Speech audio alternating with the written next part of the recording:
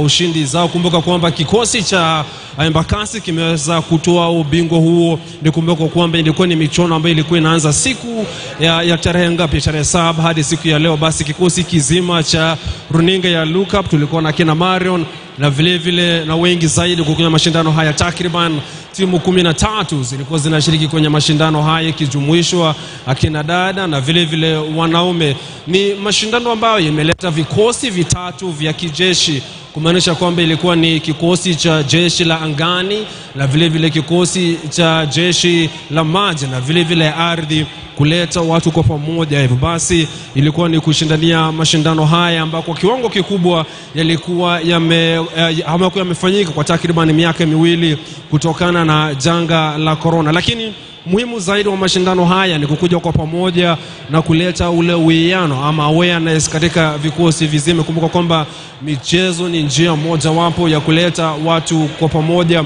na vile vile michezo ni njia moja wapo ya kuleta mtagusano katika sehemu mbalimbali. Hivyo basi imekuwa ni fahari kweli, na vile vile tumekuwa na mazungumzo, lakini kwa hakika tunangojea zaidi ni ile pilika tu ya kuzawadi wale mabingwa. Labda naweza kuonyesha nyuma zaidi ni vile vikombe, mpiga picha wangu anaweza kuonyesha kwa mbali zaidi. Ni hafla tunangoja mwisho kabisa wa kuzawadi mabingwa na vile vile wale ambao ni washindi na washindani, tukingoja baadhi ya wageni wakikuja hapa. Na nimekuwa ni mashindano ambao pia vile vile nimekuja katika runinga ya Look Up na vile vile runinga ya Mudhingi, tukikuletea mbashara kwa njia iliyo makinifu na kwa njia iliyo hali ya juu. Lengo letu ni kukuza kila aina ya michezo. Hivyo basi ndio lengo na matakwa ya kila ama ya chombo cha habari cha Look Up. Hivyo basi kwa kweli imekuwa ni ushirikiano mzuri, ushirikiano ambao umeenda shule, ushirikiano ambao ulikuwa ni kusaidiana zaidi. Hivyo basi kwa kiwango kikubwa niko na dadangu Marion Wakageni. Asante sana. Kwa mashindano hayo umejifunza nini? Fight till the end. Fight till the end. It's not over until it's over. Lakini kitu ambacho nimejifunza, until it's over. Lakini ukiangalia kwa zaidi, sijaona wanajeshi wakiona ile furaha. Wengine tumezoea kwamba wanajeshi ni watu ambao hawana mbashasha, hawana ile furaha, lakini ukiangalia wakisherehekea, naweza kuona wengine wakidance na vile vile wakijumuisha kitu kama hicho. Kwa kuona unakionaje? Yeah, we talked about this and I was actually very interested. I was talking with the secretary of the Handball Orondo, Bwana Orondo, and I was asking him, this is not what we know about the forces. Tukisikia wanajeshi tunajua ni watu serious, tunaogopa hata kufurika huku katika uga huu. Manake tunajua ni watu serious, watu wa bunduki wanatulinda. But what we can see is watu wachangamfu, sporty. And what he said was that sports and defense goes hand in hand. The profession goes hand in hand. This is a profession where fitness and the mentality goes hand in hand. And you know about sports is mentality is key. You're keeping fit mentally and physically. And this is kind of matching up to what their profession is all about. And it's quite interesting for us as journalists just to be here, just invited here to see what the forces are all about and what they do, how competitive they are. Remember, these are players who participate in the league, in the Kenya Handball League. Most of these players are from the Ulinzi team. So these are players with so much prowess and they understand the game. And apart from handball, we have been able to witness that the forces are really, really good in different sports. Football, basketball, you name it. They're really good when it comes to sports. So yes, it goes hand in hand, and we can be able to witness that wanajeshi ni watu tu. Kwa kwangu mimi kitu ambacho nimejifunza na mchezo wa handball ni terminologies ukilinganishwa na michezo mingine. Wakati ambao kumepatikana na foul, na ni wakati ambao kumepatikana na penalty, na wakati gani kumepatikana na ile water break ama ile tunasema kwamba time break. Ukiangalia ni mchezo tofauti sana ikilinganishwa na michezo mingine. Kwa kiwango kikubwa utaona ni kama volleyball ama volleyball. Manake hapa kuna ile water break na vile vile jinsi ya kupeana penalty kwenye michuano na michuano mingine. Lakini sasa kwa tunasubiria ile ni ni kupeana zawadi kwa washindi. Bila shaka ni pilika tu mandarizi ambayo ikifanyika katika eneo hili. Sijui kama tunaweza pata mashabiki kuja kuzungumza na sisi. Hafla imekuwa aje leo? Kidogo tunaweza kusikia sauti ya wanajeshi. Just to get the instincts. Just to get the instincts, and of course one of our commentators, Shida, will also be having a conversation on that. We're waiting for him to also join us and give us one of that conversation. But yes, we can definitely have that conversation with the fans and what's their take on this particular tournament. Remember, it's the finals. It has been happening from the 7th of November. So till now, in the end, what are the emotions of this particular tournament? Right behind us are the trophies. So there are going to be an awarding ceremony. It's going to be beautiful. It's going to be amazing. What are we doing? We see two trophies. One is one of the biggest one, and one looks small. So you don't know the big one belongs to each team, and the small one belongs to each team. Just waiting for it to see, and also the preparation. Maybe you talk to the fans, as maybe you talk to Shida, one of the broadcasters that was here. And then I'll be talking to another one for the people as he comes. Shida is going to join us right about now. And so you talk to him as I look for one. Shida. We've been with Shida since the beginning. Shida, talk to us about this particular tournament, how you view it, and of course we'll be able to have a conversation with mashabiki. Tusikie ni yepi? Tusikie mengi bana. Wanajeshi mnakuja kwa pamoja, mnaandaa kitu kama hichi. Hafla hii ilitokea wapi kabisa mwanzo wa kuandaa mashindano kama haya? Thank you very much Bwana Chacha na Miss Kageni. Michuano hii tuliweza kuianza mnamo tarehe 7 mwezi wa 11 mwaka 2022 wakati ilifunguliwa na Garrison Commander Brigadier Jaldeza.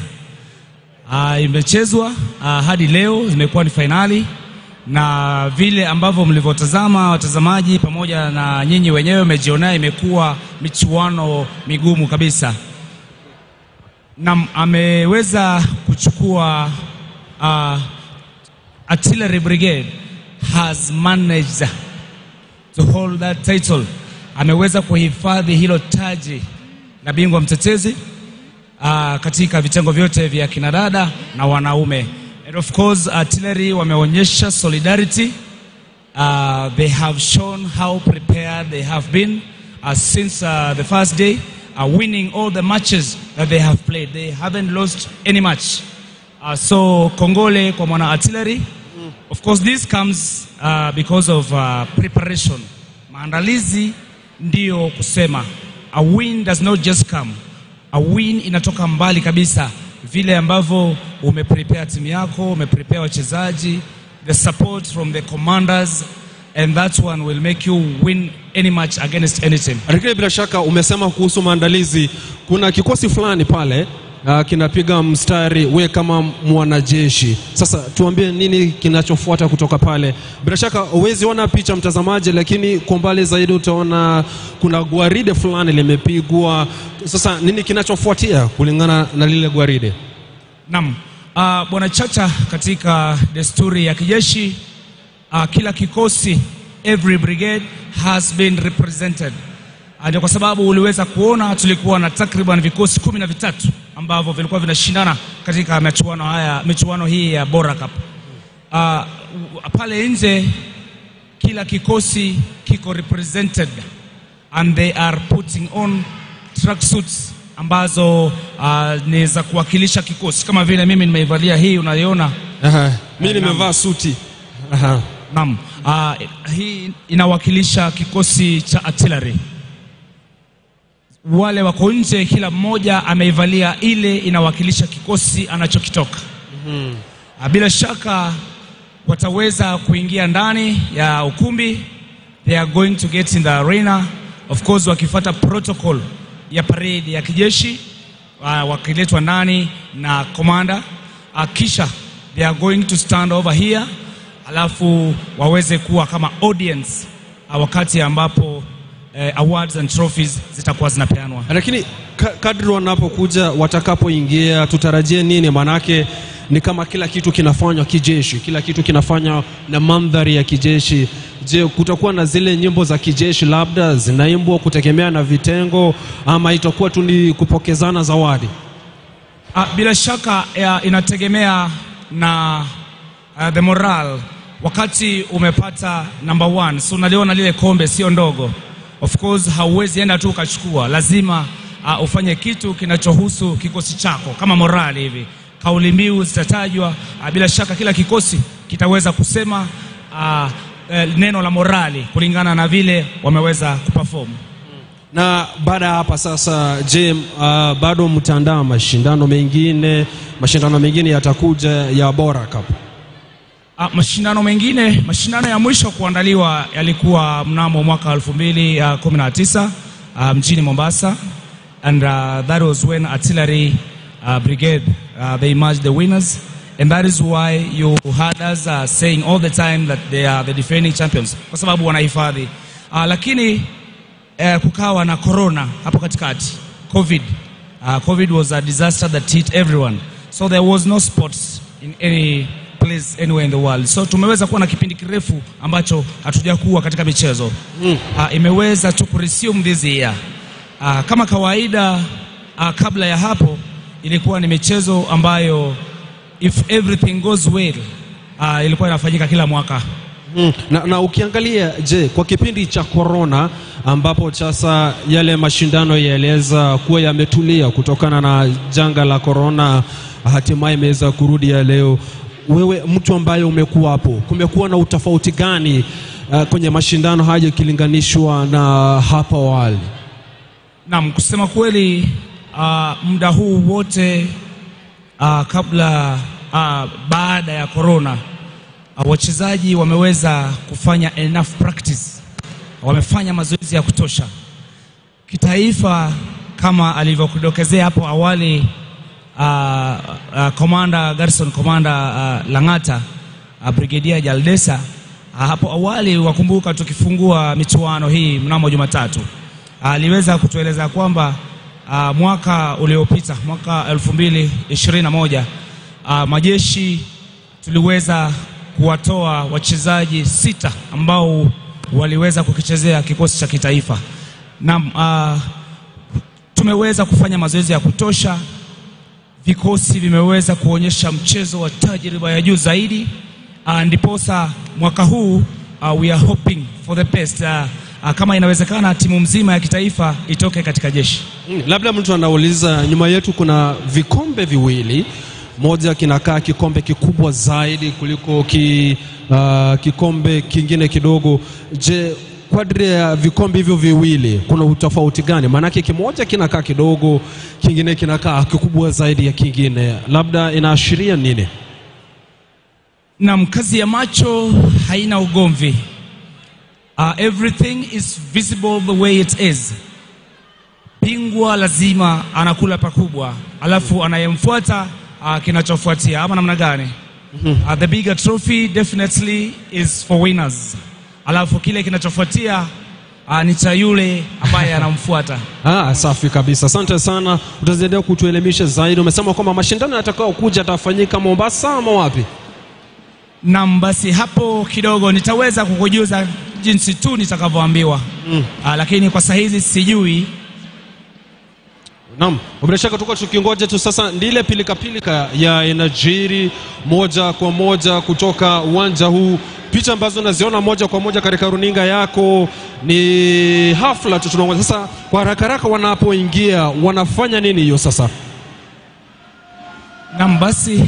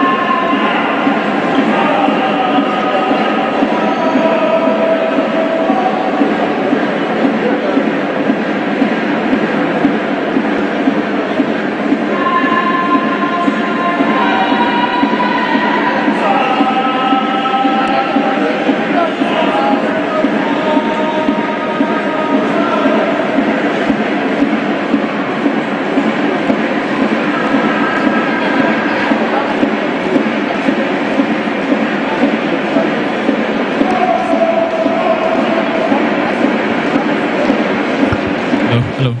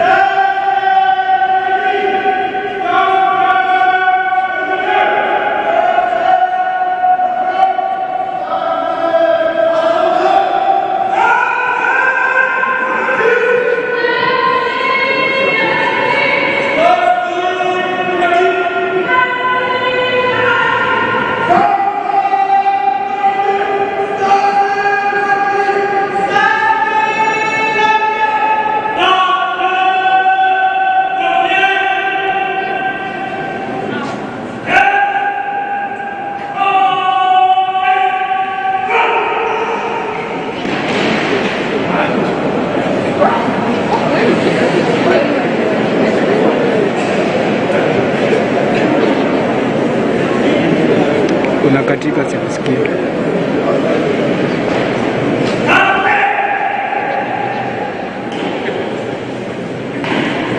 Unakatika katika, hebu ongea tena.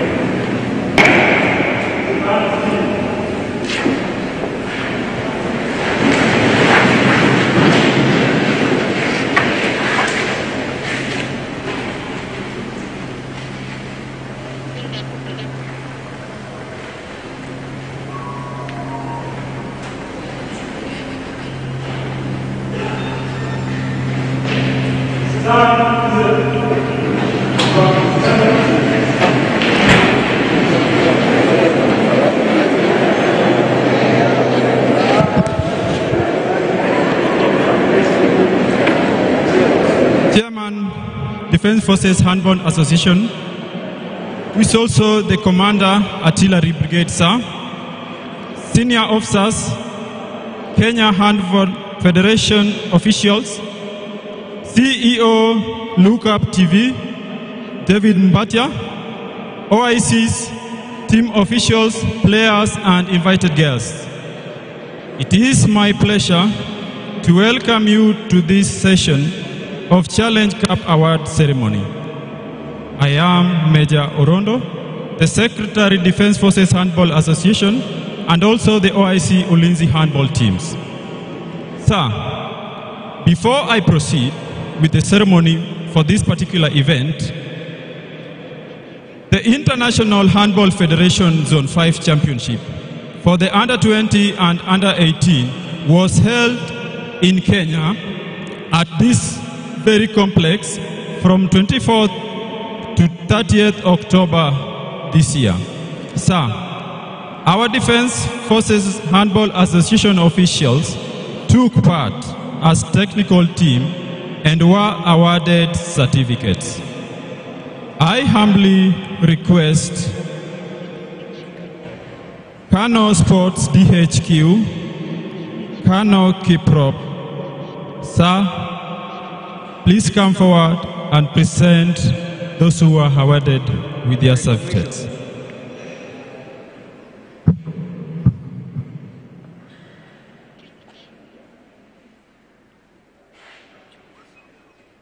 The first is Warrant Officer Yusuf Kiprop.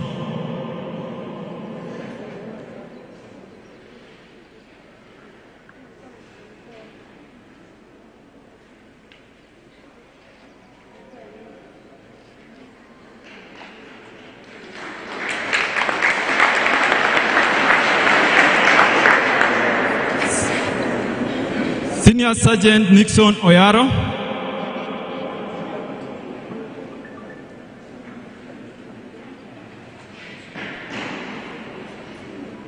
Senior Sergeant Beth Njega.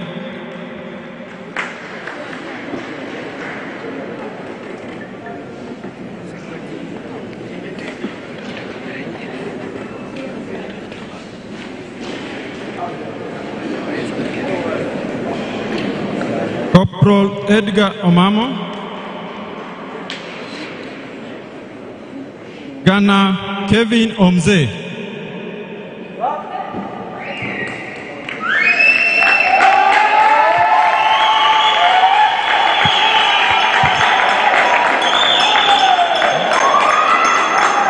Kama niongeze.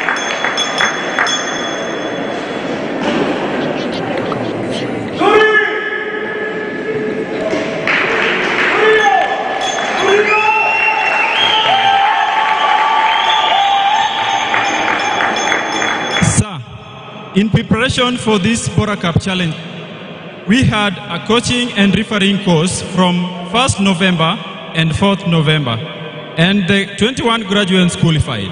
The course was run by Kenya Handball Federation, and I request you to also award certificates to this graduate. Senior Sergeant Robinson Mwajuma.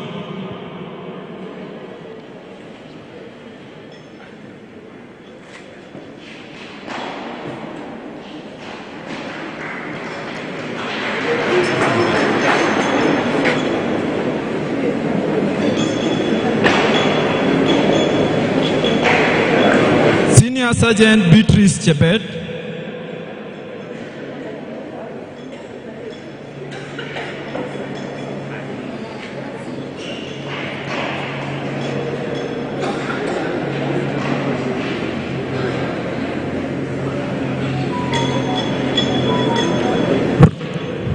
Robert Kuria.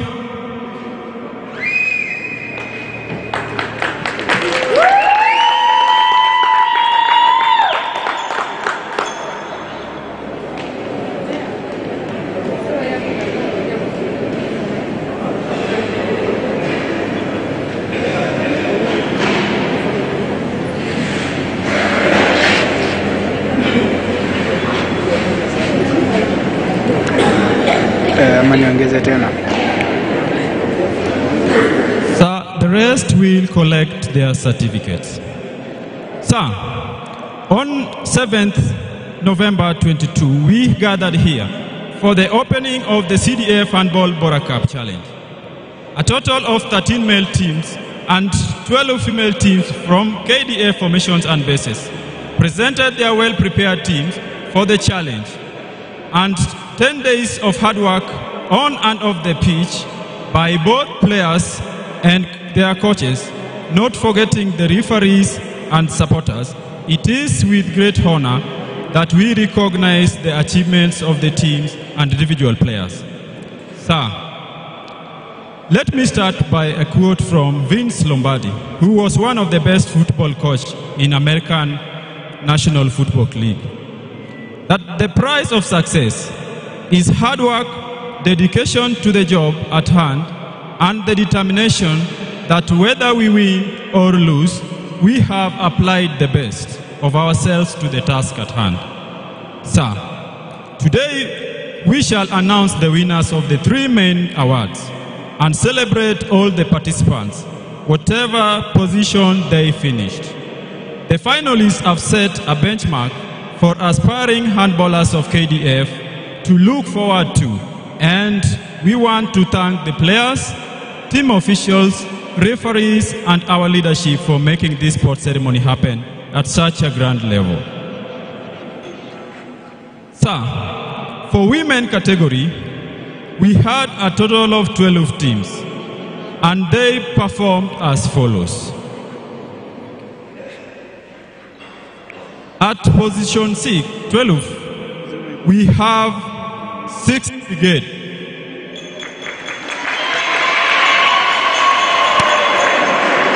I request the team to come forward and collect their award.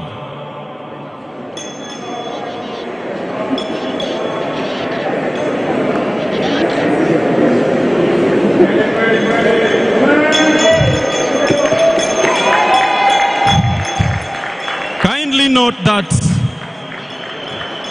the Chair Defense Forces Handball Association decided that no team will leave here without something.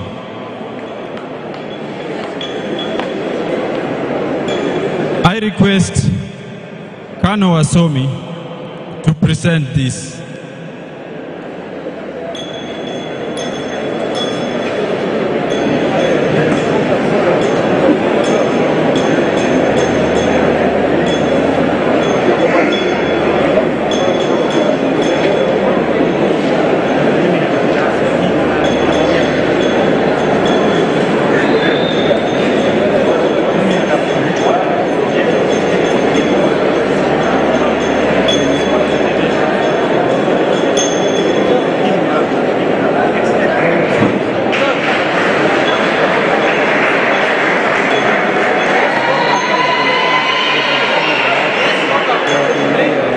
Thank you.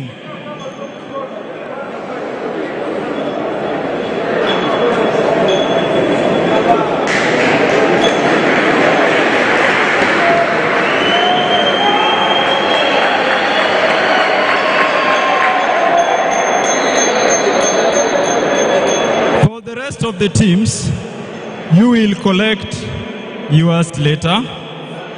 So at position 11, we have Laikipia Air Base.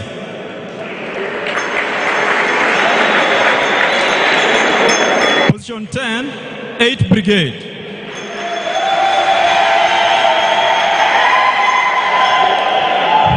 Position 9, Nairobi team. Position 8, Moi Air Base. Number 7, Kenya Navy Base Mtongwe. Number 6, Engineers Brigade. Number 5, Armored Brigade. 4 Brigade.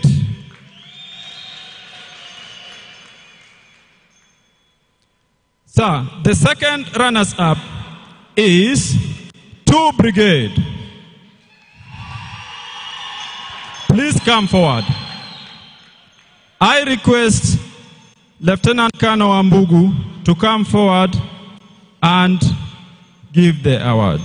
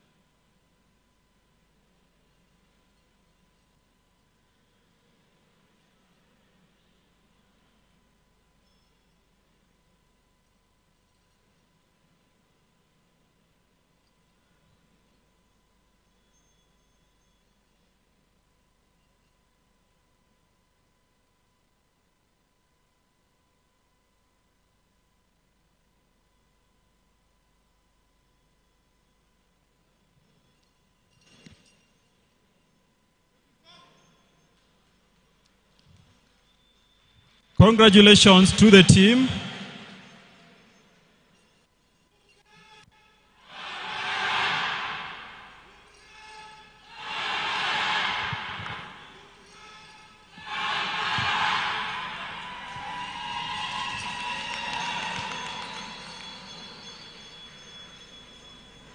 The first runners-up is Kahawa Garrison.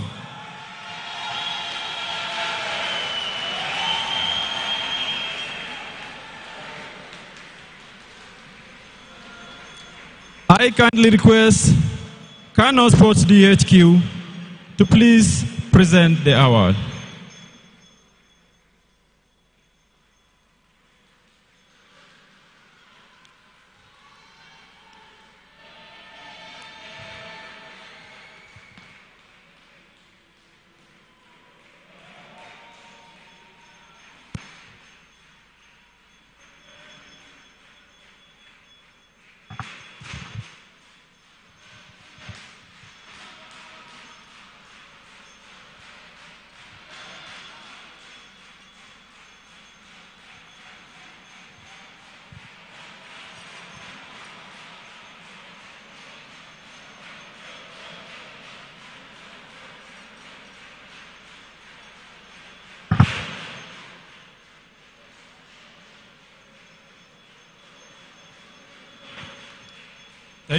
Thank you so much, sir. Thank you, sir.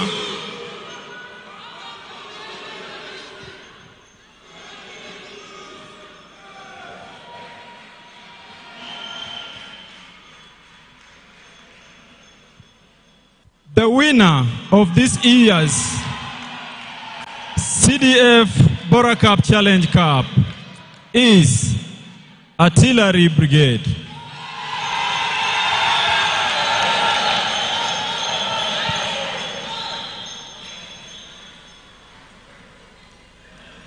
I kindly request CO75 to please come forward and present their award.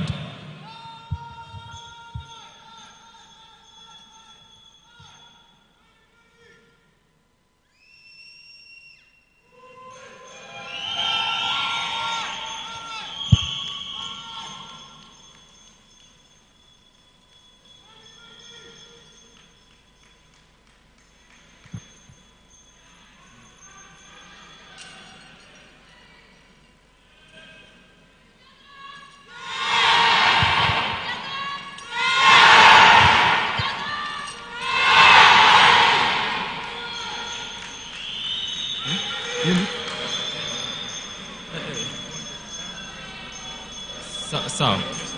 Sawa. Ama si tutaita tu baadaye.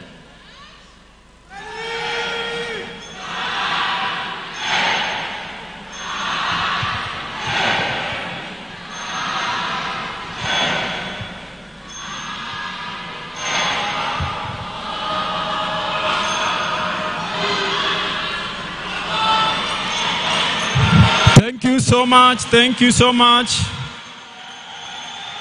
Thank you so much. Thank you so much. Sir, for the men category, we had a total of 13 teams, and they have performed as follows.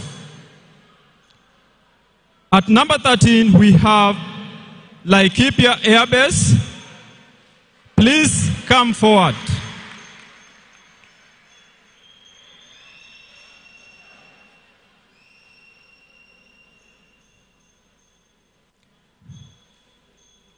And I request Major Marsoi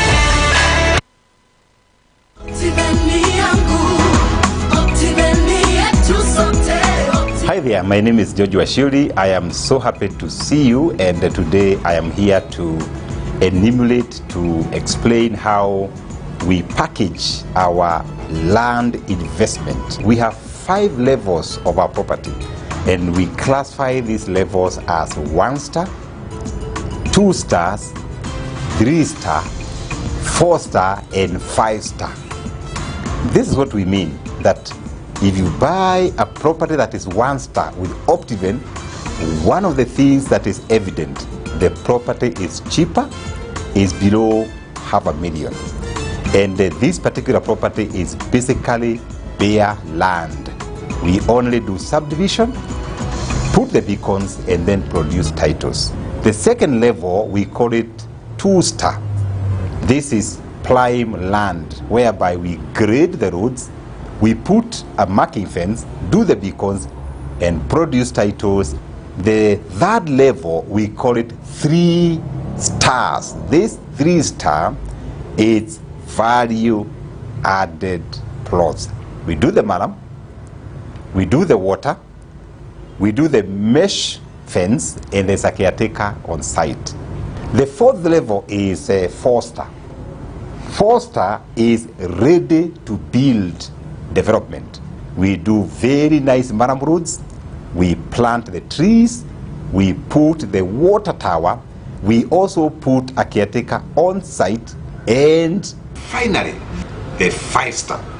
The 5 star is premier, is the top level, and this one we do cable roads, we do water management through underground culverts, we do underground power, we do fountain for water, we do beautiful and nice permanent gates, we do perimeter wall, and also do install the CCTV, and the whole property is manned by uniformed security. Some of these properties, these 5-star properties, we do a clubhouse and also construct swimming pool. Thank you once more for trusting Optiven. We value you. We are at Absa Plaza, 14th floor and 15th floor. God bless you. We are inspiring possibilities with Optiven.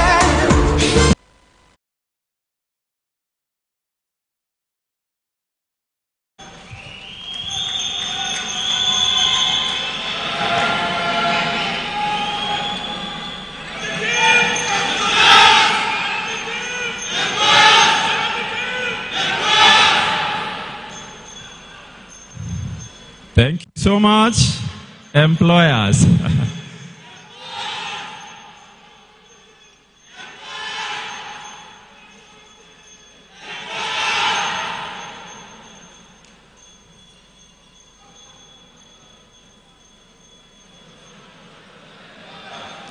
Don't forget something very, very important. I can see you are about to leave something very, very important for the team. Nairobi team has taught the young players a lesson. It is a lesson that they must learn and ask themselves as young players. Will you accept that again? But it is a good team with great players. Thank you so much, and congratulations, Nairobi team. The winner, CDF Bora Cup Challenge,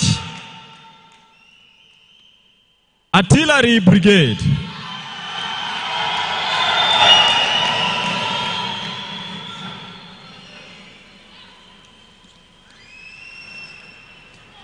And I request the chairman, Defense Forces Handball Association, to please come forward and present the award.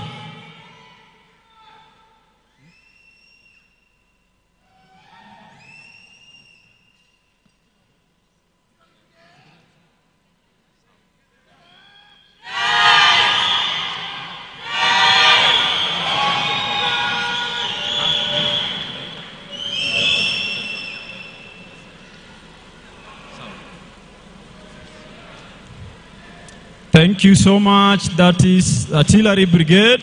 Remember, Artillery Brigade is the defending champions or was the defending champions prior to this event, and it's like they will be defending champions again. Congratulations, Artillery Brigade.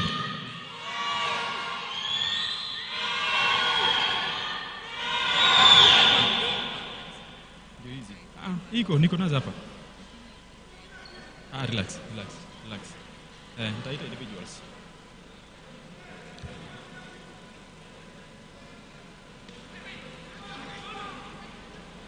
Thank you so much. Thank you, sir.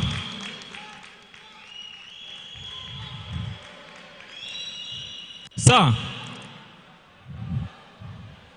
thank you so much. Sir, one team has impressed so much during the 10 days with outstanding performance. The team, which is newly formed, presented a well-coordinated team of young men and women who put up a great show in the competition. Even though they have not won any medal, that team deserves congratulations. The team is 8 Brigade.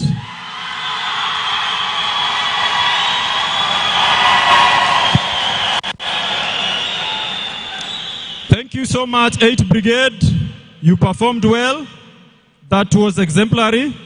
And please, you can only do better next time.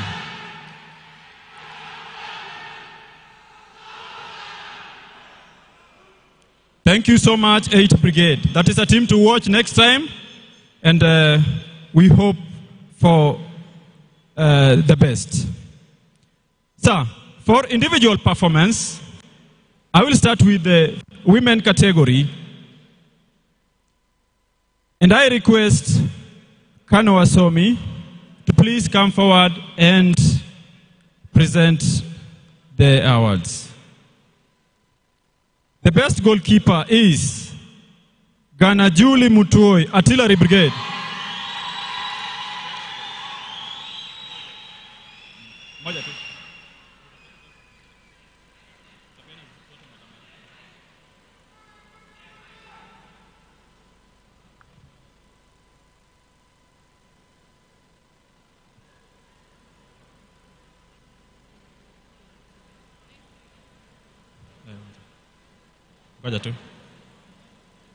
Dorothy. The most valuable player, Private Dorothy Mochama, Kahawa Garrison. Such a wonderful player.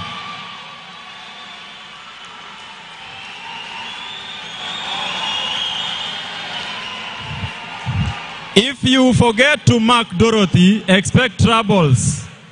So that is a wonderful player. Thank you so much, Dorothy.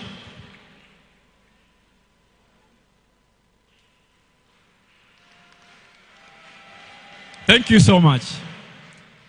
The top scorer, Ghana Sarah Wasike, Artillery Brigade.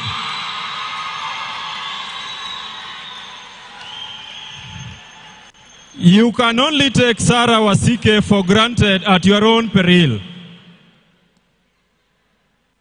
And I hope what you did here is exactly what you'll do at the National League.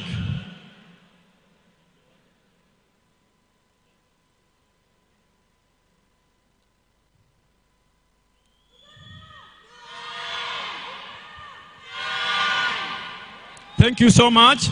For the male category, best goalkeeper is Corporal Dale Wandili, 8th Brigade.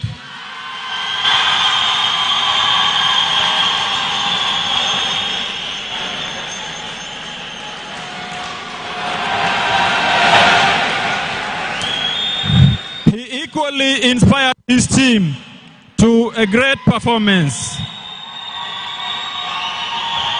Thank you so much.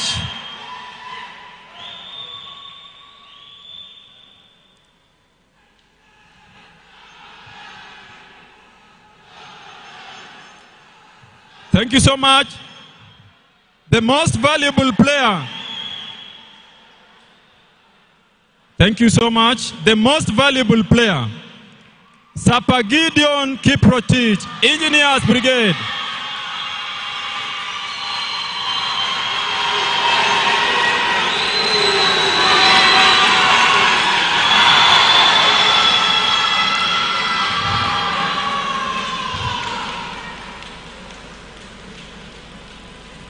Such a good player. Thank you so much. The top scorer, Ghana Kevin Imo.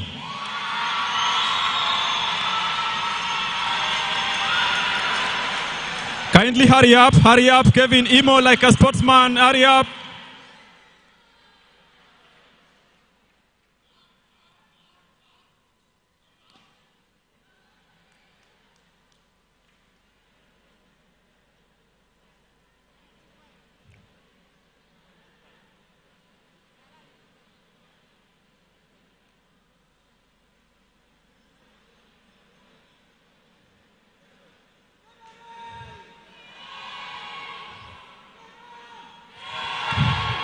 Thank you so much, Imo. That's also another wonderful player we have. Sir, one of the key objectives of this event was to identify great and talented men and women who will join the KDF handball teams to represent us in national, regional, and international events. So, sir, the following have been selected for the interview and maybe later join Ulinzi teams.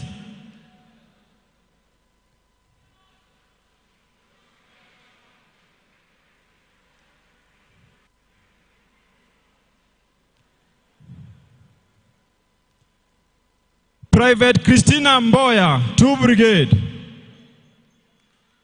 Step forward. Kindly step forward. Private Rose Chieng, 4 Brigade. Private Brian Otieno, 4 Brigade.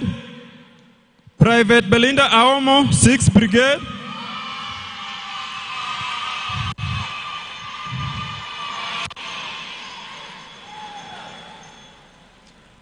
Private Doreen Gitari, 6 Brigade.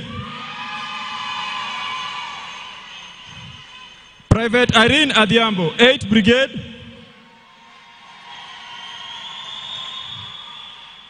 Private Sharon Akodoi, 8 Brigade. Corporal Josephine Kerubo, Ahmad Brigade. Corporal Elizabeth Wambui, Engineers Brigade. Private Dorothy Machuma, Kahawa Garrison. Private Medina Kerubo, Kahawa Garrison. Private Dorcas Njenga, Moi Air Base. Corporal Metrin Nafula, Leakipia Air Base. Corporal Nancy Jepleting, Kenya Navy Base Mtongwe. Private Sarah Oda, Kenya Navy Base Mtongwe. Private Mercy Chepkoech, Kenya Navy Base Mtongwe. Private Georgina Achieng, 2 Brigade.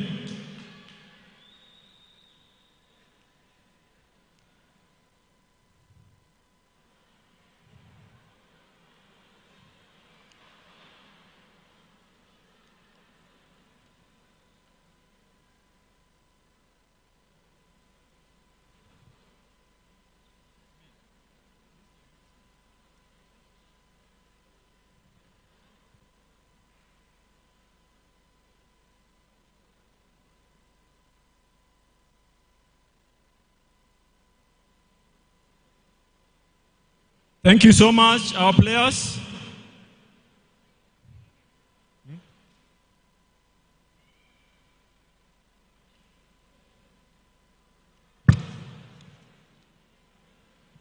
Okay, for men we have Samuel Kanya, 2 Brigade.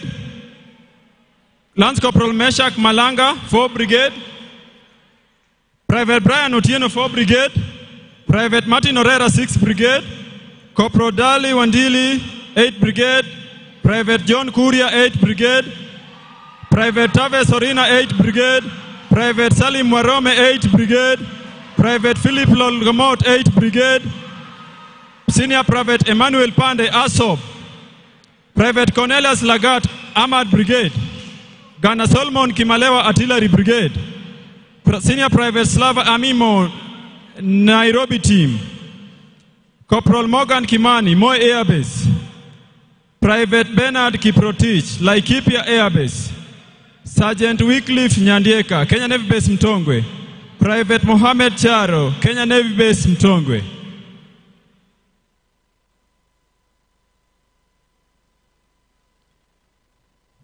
So these are the players who will come for the interview. And finally, most, because I saw them play and I know they are very good players. Most likely, most of them, if not all, will make it to Ulinzi teams to represent us and help us win the National League, regional tournaments, and international tournaments. I request that you step backwards a bit. Just step backwards again. Thank you so much. Thank you so much. Sir, and now welcome the chairman, Defense Forces Handball Association, who is also the commander artillery, who has been with us and supported us throughout this event and ensured that all is well, to come and make his remarks.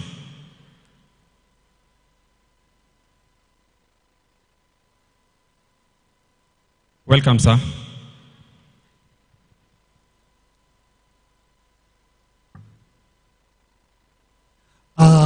Thank you very much, OIC, for giving me this opportunity to close this wonderful event. And I am very delighted today to see these young men and women, our wonderful soldiers, who are now going to join the other team of the Ulinzi teams. And I think we are moving the right direction.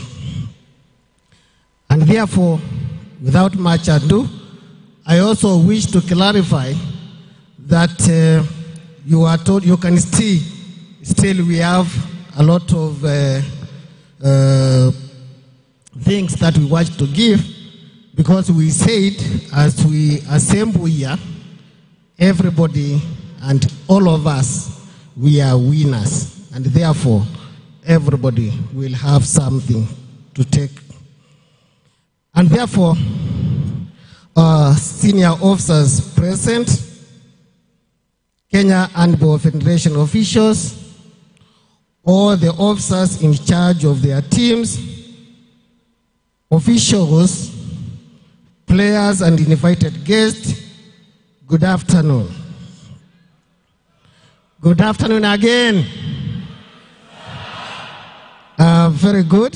Today, we come to the end of this wonderful week of football family, of handball family, having been treated to some of the best competitive matches, events in our Kenyan Defense Forces. The formations,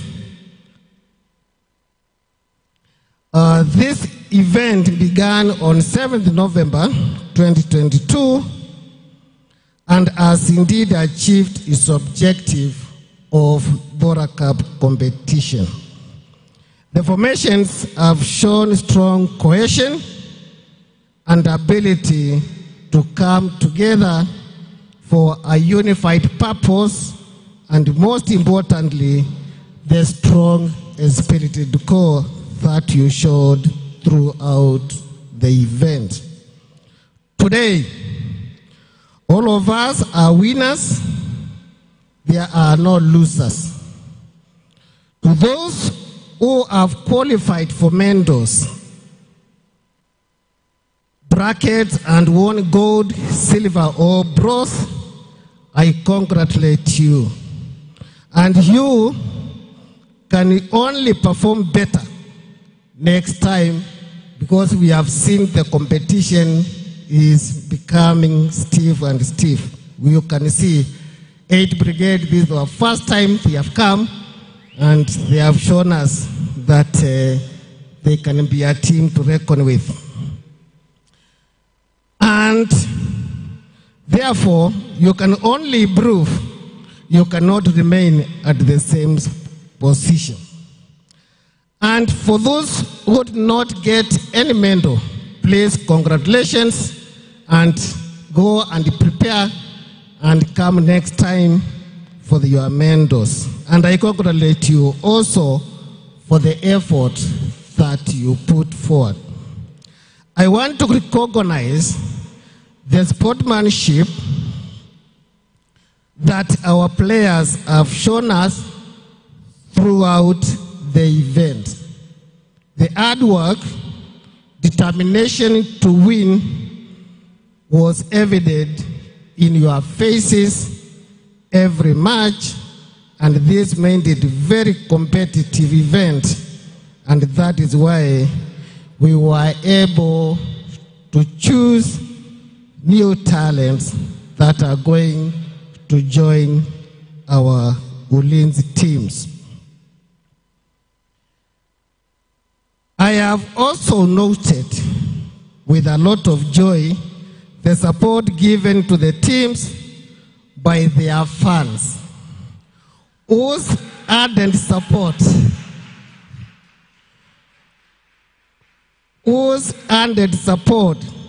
inspired the players, charging them with beliefs of success and leading them to highly coveted victories. To the players, you can admit that they could not have performed poorly in the face of such support. I want to thank the Office of the Chief of Defense Forces for the good logistic support offered during this event and for allowing us to run this event even at a time when there were many tasks required our attention elsewhere. I want to thank formation commanders, base commanders for their effort to train, kit, and present their teams for the event. And I can the way you look very good, very well kitted. Congratulations to your commanders and your base commanders. To the organizers, officers in charge of teams, team managers and officials, we thank you for making this competition possible. We express our gratitude to our judges, both from Kenyan Defense Forces and Kenya Handball Federation, for honest work and unprejudiced decisions that you made throughout the games. I also thank the media who covered the event promptly and effectively and kept our viewers and readers up to date on various episodes of the games. To the director, Ulinzi Complex, we are very grateful for the hospitality and assistance that was accorded to our teams during the event. The use of the indoor arena provided us with a good ground which accommodated both the players and their fans, and for their first time we could play at any time of the day and despite the weather conditions. Let me also congratulate the men and women who have been selected here today to join the Ulinzi teams. The KDF will count on your efforts for victories, and we have seen that you are mission ready. We enjoyed watching the games, and I look forward to another opportunity when we shall gather together as Handball family and play the ball. Finally, as you travel back to your formations and units, I want to wish you journey mercies, avoid overspeeding, and observe the laid down traveling timelines. Please leave early so that you may have sufficient time to travel and arrive in good time. Once again, congratulations to the winners, and we have said we are all winners. And with those remarks, on behalf of the CDF, I declare Handball Bora Cup Challenge Cup officially closed. Thank you very much, and God bless you. Ebis.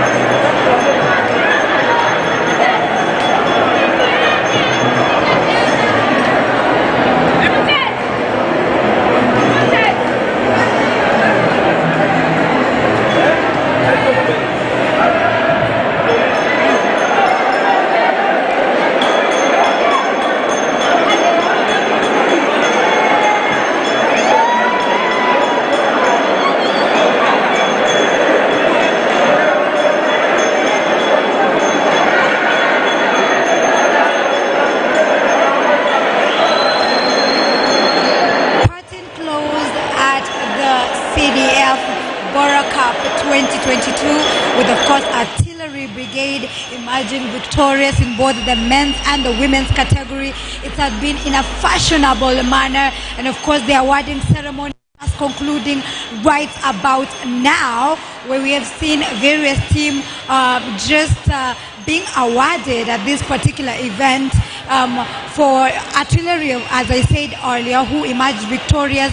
For the women's side, Artillery went head-to-head against Kahawa Garrison, who emerged as the number 2 with 2 brigade, of course, taking the 3rd place. And it has been an interesting match, all courtesy of the Chief Defense Bora Cup 2022, aired live and exclusively by Lookup TV and Muthingi TV, which is of course on Signet, free to air on Go TV, Star Times, and of course Bamba, where we give you all the latest coverage as it unfolds. It has been an honor with David Mbatia, the general manager of Lookup TV and Muthingi KM Lookup, gracing this event also to just make a statement. And of course later on I'll be joined by my colleague from Muthingi TV. I'm talking about Wamboi, who will just come in to give us a 1-2 take on it.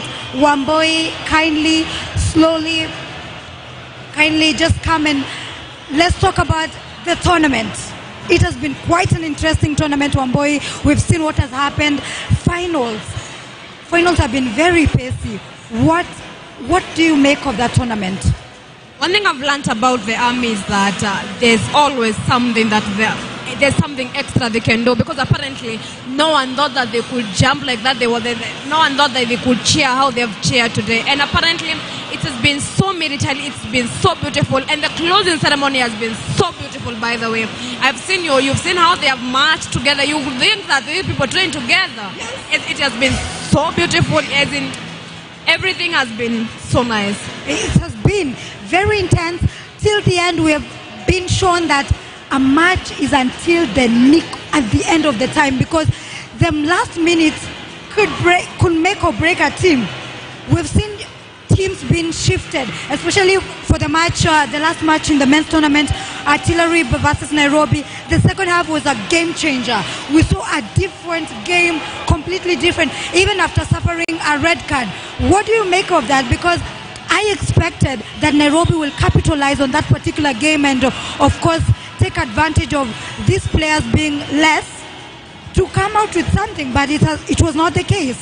I don't know if you've realized about the military, is that I think they bring even the discipline even in the field, because apparently when they suffered that red card, they always have that motto of we fight to die, because apparently the game was so good, as in, and when it came to break it was a draw, but when it came to the second half, the Makasi team showed people that we can do this, and apparently they showed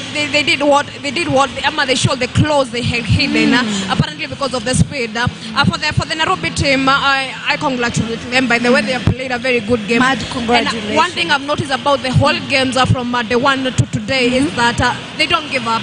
They don't. And they have this fighting spirit that is just so like the fashion of defense forces. Like I definitely expected some of this tournament to be fireworks, to be ignited, for it to be even bigger and better for the finals.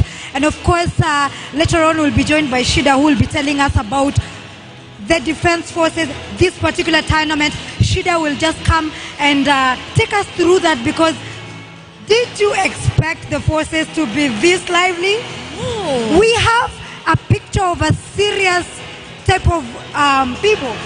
We were even having the conversation with our fellow commentator from the Kahawa barracks, Kahawa garrison rather, who we asked him, is it normally the case? Because for us as civilians, we have a different picture, and perhaps people could feel a little bit of shivers just making themselves come to watch this particular tournament at the barracks, at the Ulinzi Sports Complex rather. It was quite different. Kwa Kiswahili tunasema walikuwa wamechangamka sana.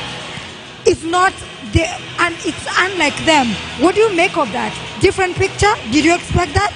Let me tell you one thing, but the one thing I'm surprised is that I could see them screaming. Can you imagine a KDF screaming? Screaming and celebrations. Exactly. They were passing with the flags and just enjoying the moment, their motto. But one thing that I loved about it is that despite of all that, there's discipline.